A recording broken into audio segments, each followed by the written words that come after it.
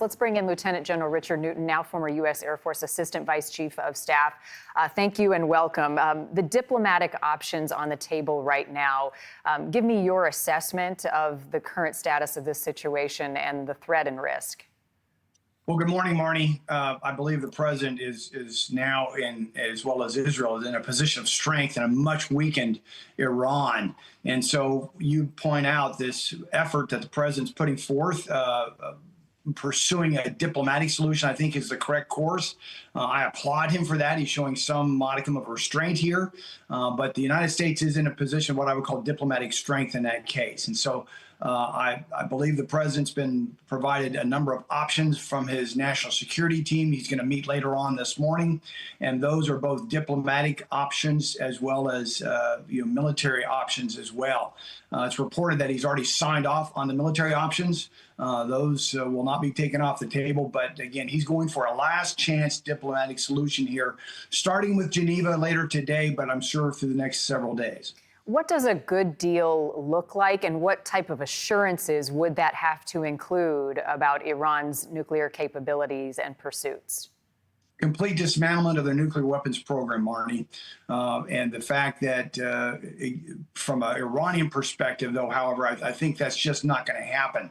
But nonetheless, Iran's objective here is survival. The Ayatollah wants his regime to survive, and the crown jewel of that survival, that basis, is their nuclear weapons development program. But back to the point of your question, a good deal, or the only deal, is complete dismantlement of their nuclear program.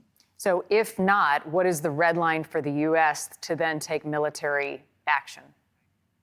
Well, I think there's a couple options here. The president certainly has an U.S. military capability, and we can talk about that here in a second, to take out their deeply buried targets, especially at Fort Al. But one option would be just have Israel continue to keep their foot on the gas. And what they've done is astounding to date, of taking out their Iran's, their air defense systems. They've got complete air superiority. They've taken out much of their nuclear supply chain short of the deeply buried sites. They've taken out a large portion of their ballistic missiles and their ballistic missile development capability and their leadership.